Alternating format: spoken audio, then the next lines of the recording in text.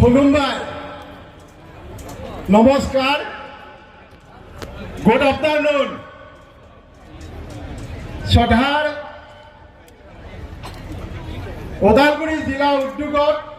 বিপ্লৱ দলৰ মুৰব্বী শ্ৰদ্ধাৰ হাগ্ৰামা মহিলাৰী দেৱ প্ৰাক্তন অসম চৰকাৰৰ মন্ত্ৰী ওদালগুৰি জিলা বিপ্লৱৰ সভাপতি শ্ৰদ্ধাৰ ৰিহন দৈমাৰী ডাঙৰীয়া মঞ্চত উপবিষ্ট মাজবাট সমষ্টিৰ বিধায়ক প্ৰাক্তন যুৱ বিপ্লৱৰ সভাপতি চৰণ বড়ো ডাঙৰীয়া মঞ্চত উপবিষ্ট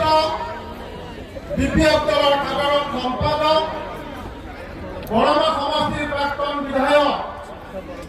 শ্ৰদ্ধাৰ মনেশ্বৰ ব্ৰহ্ম ডাঙৰীয়া মঞ্চত উপবিষ্ট শ্ৰদ্ধাৰ বিপ্লৱ দলৰ উপসভাপতিসকল আমাৰ MCLA শ্ৰদ্ধাৰ ব্যক্তিসকল বিভিন্ন সেলৰ সভাপতি সম্পাদক বিষয়ববীয়াসকল যুৱ বিপ্লৱৰ মোৰ যুৱ সতীৰ্থসকল মহিলা বিপ্লৱৰ মোৰ শ্ৰদ্ধাৰ বাইদেউসকল মঞ্চত উপবিষ্ট বিপ্লৱ দলৰ নেতৃস্থানীয় ব্যক্তিসকল আৰু মোৰ অতিকৈ শ্ৰদ্ধা আৰু মৰমৰ ওদালগুৰিৰ ৫টা সমষ্টিৰ পৰা আহিব পৰা মোৰ শ্ৰদ্ধাৰ ৰাইজ বাইদেউসকল বয়োজ্যেষ্ঠসকল আৰু যুৱ বন্ধুসকল আজি আমি যে আগন্তুক লোকসভা নিৰ্বাচন এই নিৰ্বাচন উপলক্ষে আজি ওদালগুৰিৰ পৰা প্ৰথমটো বিপ্লৱ দলৰ সভাপতি মাননীয় হাগ্ৰামা মহিলাৰী ছাৰে আজি প্ৰথমটো দবা আজি ওদালগুৰিৰ পৰা কোপ দিব যিটো দবাৰ কোপে গোটেই বিটিচিৰ জনগণক একত্ৰিত কৰি আগন্তুক লোকসভা নিৰ্বাচনৰ কাৰণে আমাৰ কাৰ্যকৰ্তাৰ লগতে বিটিচিৰ জাতি জনগোষ্ঠীয়ে কঁকালত টঙালি বান্ধি বিটিচিৰ উন্নয়নৰ স্বাৰ্থ বিটিচিৰ একতাৰ স্বাৰ্থ আৰু বিটিচিৰ বসবাস কৰা জাতি জনগোষ্ঠী আগুৱাই নিয়াৰ স্বাৰ্থত আজিৰ পৰা সকলোৱে প্ৰস্তুত হৈ উঠিব। মই মোৰ শ্ৰদ্ধাৰ জনালোঁ যে আজি ইমান প্ৰখাৰ ৰ'দতো আপোনালোকে বিপ্লৱ দলক ভাল পায়, বিপ্লৱ দলৰ সভাপতি হাগ্ৰামা মহিলাৰীক ভাল পায়, আজি ইমান কষ্ট কৰি ওলাই আহিছে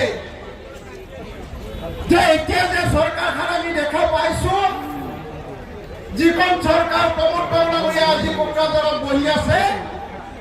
আমাৰ বিটিচিৰ জাতি জনগোষ্ঠীৰ কথা কেতিয়াও নাভাবে। এইখন প্ৰমোদ বড়ো চৰকাৰে আমাৰ যুৱক যুৱতীসকলৰ কথা কেতিয়াও নাভাবে। যিখন প্ৰমোদ বড়ো চৰকাৰে গঠন কৰি নিৰ্বাচনৰ আগত আমাৰ বিটিচিৰ জাতি জনগোষ্ঠী বিটিচিৰ জনগণক বিভিন্ন প্ৰলোভন আৰু প্ৰতিশ্ৰুতি প্ৰদান কৰিছিল, এইজন প্ৰমোদ বড়ো ডাঙৰীয়াই আজি এটাও প্ৰতিশ্ৰুতি ৰক্ষা কৰিব নোৱাৰে। আৰু তাৰ বাবে মই যুৱক যুৱতীসকলক কৈছো যে ওদালগুৰিত থকা প্ৰতিজন যুৱক যুৱতীয়ে আপোনালোকৰ ভৱিষ্যত পৰিকল্পনা কৰি আপোনালোকৰ ভৱিষ্যত আগুৱাই যোৱাৰ সপোন দেখি একমাত্ৰ আঞ্চলিক ৰাজনৈতিক দল যিটো বিপ্লৱ দলে আজি 17 বছৰে ৰাইজৰ কাম কৰি আহিছে মাননীয় হাগ্ৰামা মহিলাৰীৰ নেতৃত্বত 17 বছৰে যুৱক যুৱতীক কৰ্মসংস্থাপন দিয়াৰ লগতে বিটিচিৰ সামগ্ৰিক উন্নয়ন কৰিবলৈ পাৰিছে। এইটো দলৰ লগত থাকি ভৱিষ্যতে বিটিচিৰ জনগণক আমি যেন আৰু অধিক সেৱা কৰিব পাৰো তাৰ কাৰণে প্ৰতিজন যুৱক যুৱতী ওলাই আহিবলৈ মই আজি অনুৰোধ কৰিছো। শ্ৰদ্ধাৰ বাইদেউসকল, বিভিন্ন ৰাজনৈতিক দলে আমাৰ বাইদেউসকলক বিভিন্ন প্ৰলোভন দিয়ে। সভাপতি ডাঙৰীয়াই উদ্বোধনী ভাষণত কৈছে যে বিপিএফে সভা পাতিলে ইউপিপিএল বিজেপি এই খাপত থয় আমাৰ সভাখন কেনেকৈ ফ্লপ কৰিব পাৰে তেওঁলোকে ৰাতি সপোন দেখি টোপনি আহে তেওঁলোকে এটাই ভয় কৰে যে বিটিচিৰ জনগণে একমাত্ৰ এটাই ৰাজনৈতিক দলৰ পক্ষত থিয় হৈ আছে সেইটো হৈছে আজি বিপিএফ দল আৰু মই আজি আপোনালোকক সেৱা নিবেদন কৰি কৈছো যে এইটো অঞ্চলৰ যেনে শান্তি প্ৰতিষ্ঠা অটুট ৰাখিব লাগে এই অঞ্চলৰ যেনে উন্নয়ন অৱধাৰিতভাৱে আমি ৰাখিব লাগে যুৱক যুৱতীসকলৰ যেনে কৰ্মসংস্থাপন আমি নিৰ্মাণ কৰিব লাগে ওদালগুৰিৰ প্ৰতিটো জাতি জনগোষ্ঠী প্ৰতিজন ব্যক্তি বিপিএফৰ লগত থাকি ৰাইজৰ হৈ কাম কৰি যাব লাগিব শ্ৰদ্ধা ৰাইজ আজি অসম চৰকাৰখনে বিটিচিৰ কথা আজি নাভাবে আজি প্ৰমোদ বড়ো ডাঙৰীয়াই চাকৰি দিয়া অধিকাৰ হেৰালে আজি 16টা ডিপাৰ্টমেণ্ট অসম চৰকাৰক গতাই দিছিল সিদিনা আকৌ অসম চৰকাৰে আজি নিৰ্বাচন অহাৰ কাৰণে বিটিচি গভৰ্ণমেণ্টক গতাই দিছে গতিকে আমি এটাই উদ্দেশ্য আৰু লক্ষ্য আগত ৰাখিব লাগিব মাননীয় হাগ্ৰামা মহিলা ডাঙৰীয়াৰ নেতৃত্বত আমি যেনেকৈ 17 বছৰে ৰাইজৰ হৈ কাম কৰিছো আগন্তুক দিনত আৰু অধিক উৎসাহেৰে আমি কাম কৰি যাবলৈ আমি প্ৰস্তুত হৈ আছো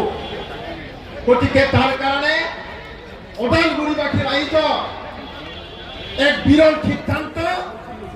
আৰু একতাৰে কাম কৰি বিপিএফ দলক আগন্তুক দিনত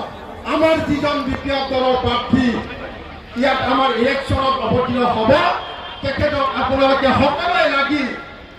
এই অঞ্চলৰ শান্তি প্ৰতিষ্ঠাৰ স্বাৰ্থত উন্নয়নৰ স্বাৰ্থত ভোট দিব বুলি মই আশা ৰাখি মোৰ চমু বাকনি ইমানতে সামৰণি মাৰিছো ধন্যবাদ